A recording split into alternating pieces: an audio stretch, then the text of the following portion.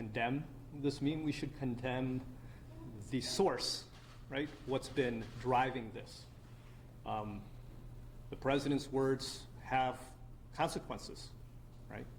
But even then, I'm not just condemning the president, right? I'm condemning folks that stand around silent, right? I'm condemning folks that perpetuate the politics of fear and of hate. We see this now because the presidential election cycle has started. We're going to see more of this to come as the election cycle continues. And people need to be aware of what is being said, what is being perpetuated. And as an organization, we are going to continue to organize. We're going to continue to educate our community members.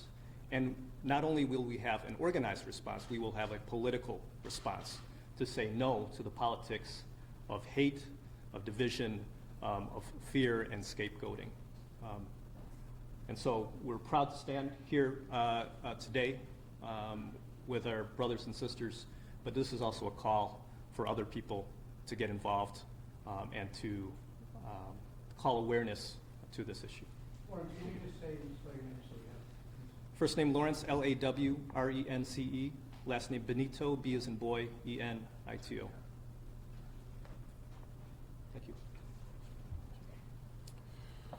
And my name is Ahmed, Rehab, Ahmed, Rehab.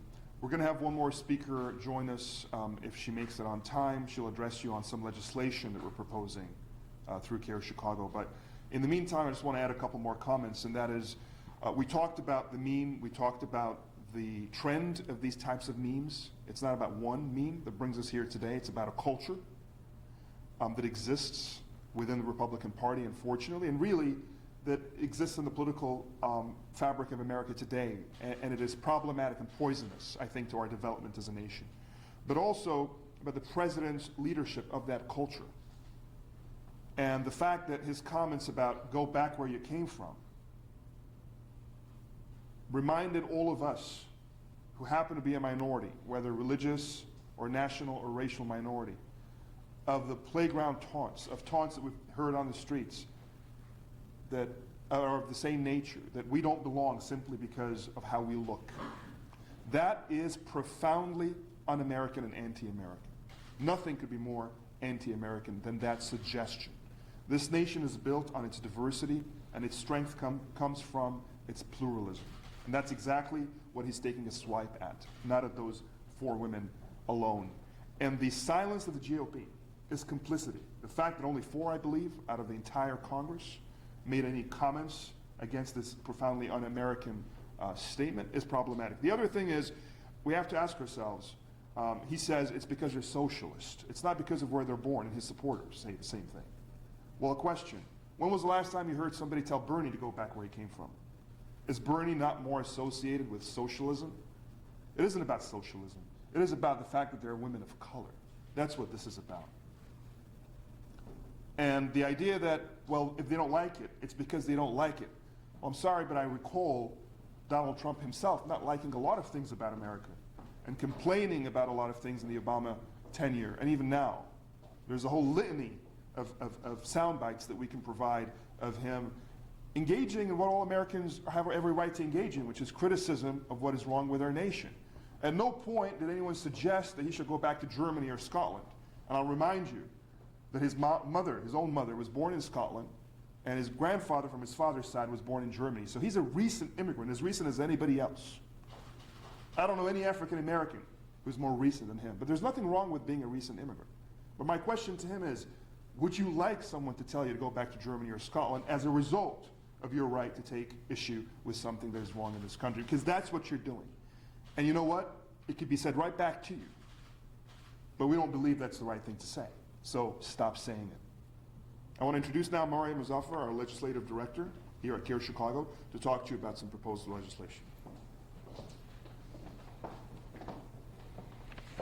Good afternoon. As Ahmed said, Donald Trump himself is an immigrant, recent immigrant.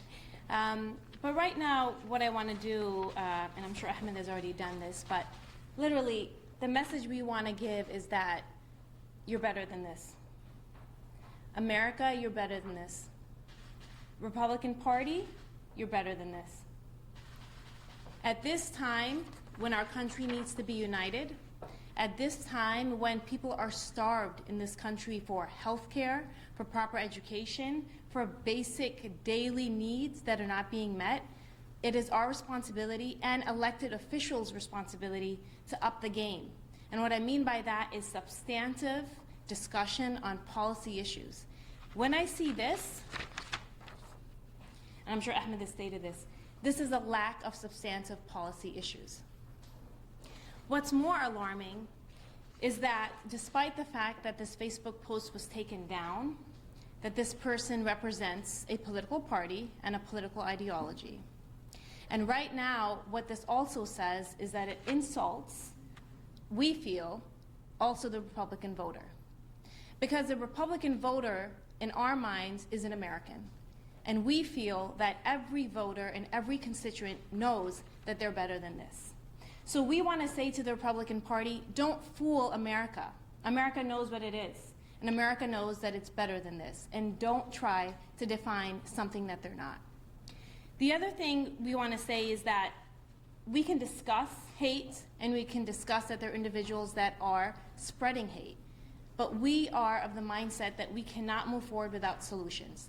So we are introducing, and we had introduced it earlier because we felt that this was going to happen, that there were people that are going to be unfit and un-American in main American discourse. And that is that we are proposing legislation nationally within Congress to take the responsibility on elected officials to control their hate speech. Now, I want you to understand that hate speech is a very difficult threshold to meet, right? Because it has consequences. Hate speech should, in turn, to be legally considered hate speech, incite violence. We feel this incites violence.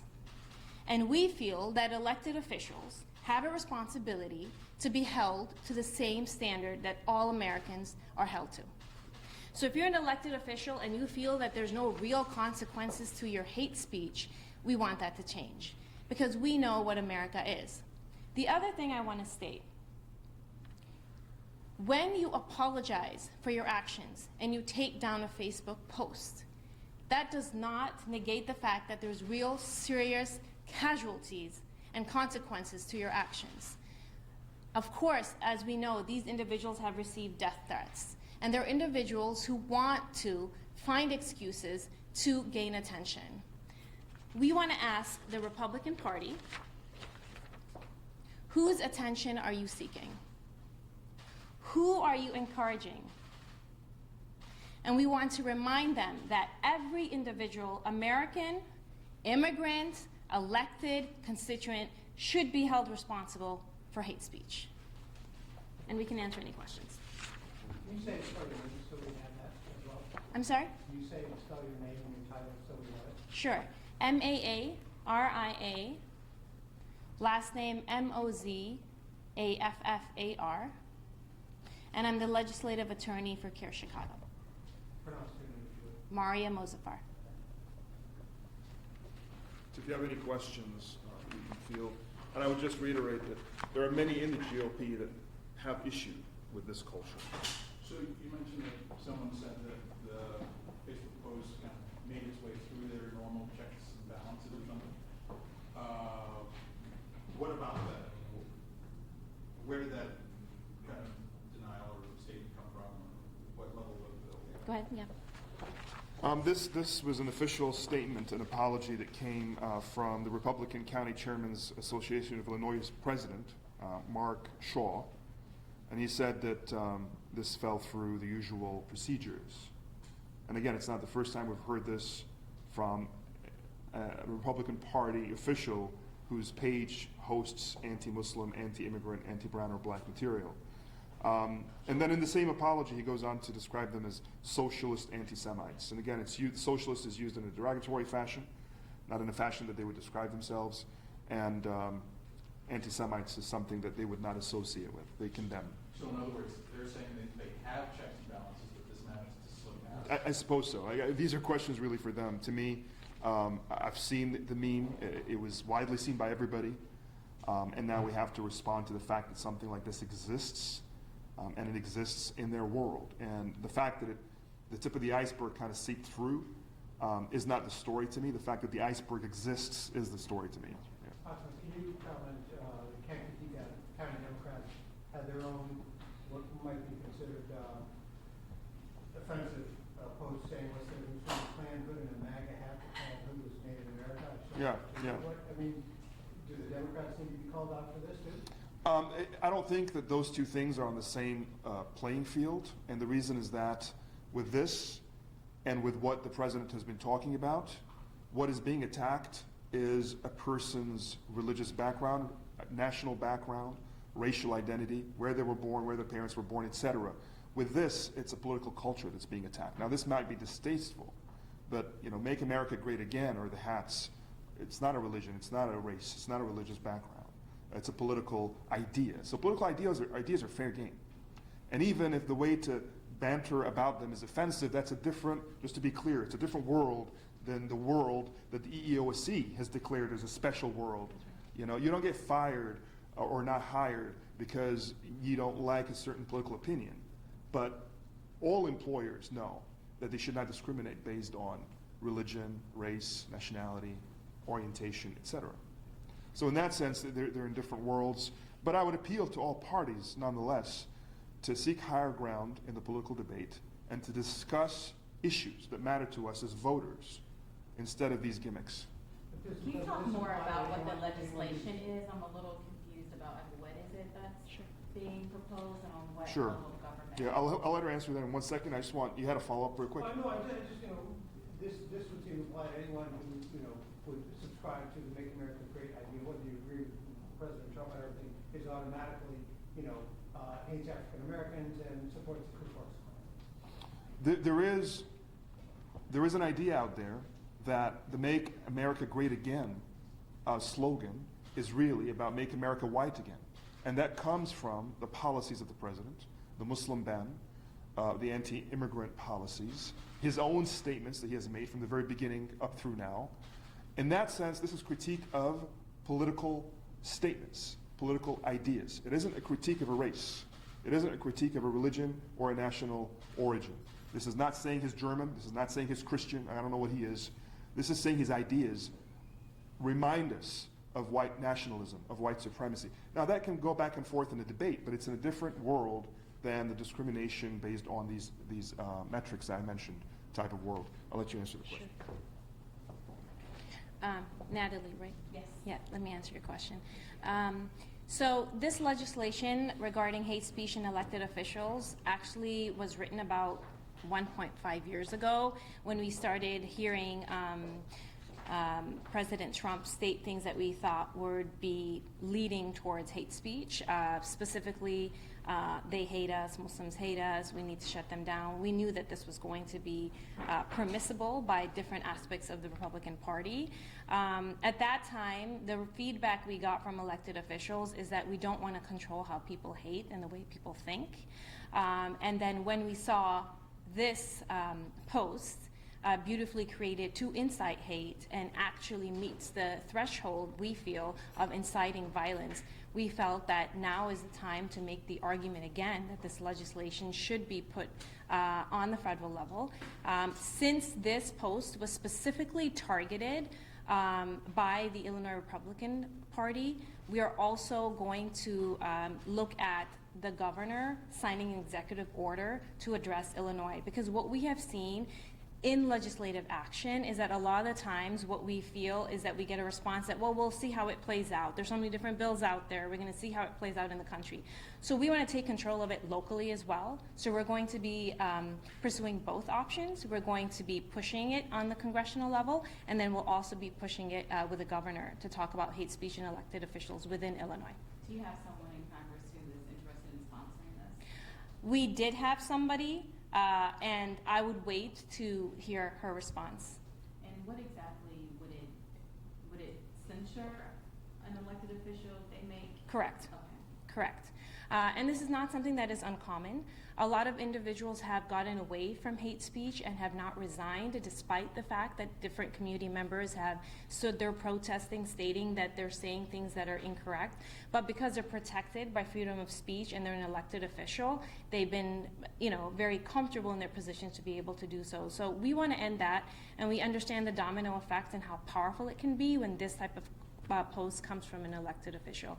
In addition, I want to state that we are doing this specifically to get rid of the distractions, right? Because we want to have a debate on immigration. We want to have a debate on ethnicity and acceptance and what America can do to move forward. We want that debate. We feel this as our distractions and an insult to the Republican voters and to all voters in general, and we want to move forward and kind of take the higher road.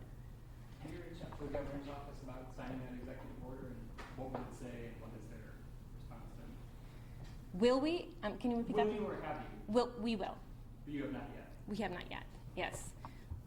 The president today tweeted about the squad, called them racist, troublemakers, inexperienced, bad for our country. Clearly thinks this works politically. What do you think that your type of groups and the state can do? You just said you wanted a discussion about policy, but you're here today denouncing things like this. So what's the best strategy to kind of fight that? The best strategy is not to play his game. So we don't believe in name calling. We don't believe in dumbing down the voter. We don't believe in insulting the voter. So we will talk about substantive legal responsibility of elected officials. But it's also for us about making sure that we call this out and never numbing to it and never being desensitized to it. This is abnormal. This is insane. This is un-American. So this is not politics as usual. We've always had a strong debate on issues, and we've always had tension, and that's fine. It's part of a democracy. But when you begin to otherize those who disagree with your political platform, which is, by the way, precisely what is happening here, and just to emphasize a point, David Duke himself, a former Grand Wizard of the KKK, just recently stated that his ideas mimic Trump's, that they're on the same page. So it does lend itself to a meme like this in the political world. But when we're talking about this, we're talking about a special case situation where you will not find a Bernie Sanders being told to go back where he came from, regardless of how different he might be in his political orientation. You will not find someone telling Hillary Clinton to go back to England, where her ancestors may be from, or to Trump to go back to Germany. This is limited to brown and black. This is limited to Muslims and Latinos and others who are otherized as a result of the political debate. This is unique to that world. Many of you here who are not part of that world may not fully grasp that. It's our role to convey that to you. So the first Muslim congresswoman in the history of the United States, and the second, from Palestine and Somalia in no particular order, are being told to go back to Palestine and Somalia. A Latino, the first Latina congresswoman from Puerto Rico, is being told to go back to Puerto Rico, which incidentally is part of the United States of America. A little bit of irony there. But geography was never his strong point anyway. And so it goes. So that otherization is something that should startle us because it is reserved for minorities who are seen. And the president understands this. My friends, the president knows what he's doing. He understands that these people can just be, what's the word that they use, can be canceled by pointing to the fact that they're the other, they're the ISIS, they're the Al-Qaeda. He actually mentioned falsely that they support Al-Qaeda. False, fake news. Right? But that's part of that strategy, just to otherize. And then the conversation is done. No need to address healthcare, no need to address education, no need to address gun violence. We're done. That's what white supremacists do in Europe and in the United States. And we just need to call a spade a spade. What can local Republican leaders here in Illinois do now that the post has been taken down? There's been an apology issued for it. What more should they do to address this issue? They have to level with us and their own base and explain to us where they stand on otherization of Americans. Because so far they've been silent, and silence is complicity. This is not going to go away. You can't just put your head in the sand and pretend this never happened and think that we're not going to notice. It's not sufficient to merely take down something as terrible as this. The fact that it was there in the first place is still a fact. But even the fact that you took it down,